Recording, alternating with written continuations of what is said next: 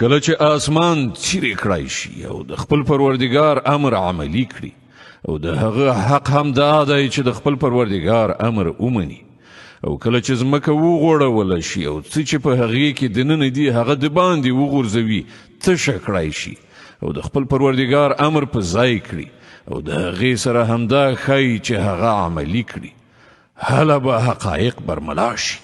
انسانا بشکه په هغه لاره کې چې ته د پروردګار لوري ته ورتلونکی ډېرې ستونزې ګالي او د کار په پای کې له هغه سره یو ځای کیدونکی بیا چې د چا عمل نامه هغه ته مخامخ په ښي لاس کې ورکړل شي له هغه نه اسانه او ژر حساب اخیستل کیږي او هغه به د خپلو کسانو لوري ته خوښ په خندا ورستنیږي.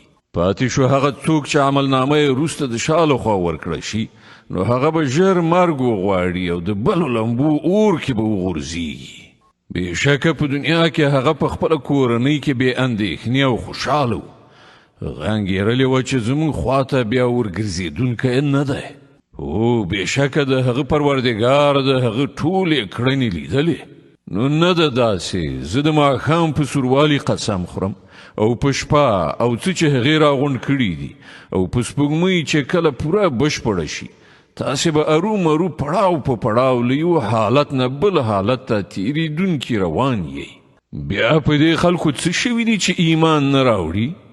د دې آیت په اورېدلو سره یوه د تلاوت سجده واجبه کیږي او کله چې قرآن دوی ته لوستل کیږي نو سجده نه کوي بلکې دا کافران خو د دې پر خلاف دروغ ګڼي.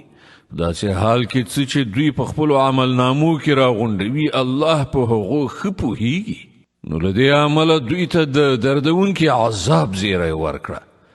البته کومو کسانو چې ایمان راوړی دی او چا چې ښه عملونه کړي دي د هغو لپاره هیڅ پای ته نه رسېدونکی ثواب دی.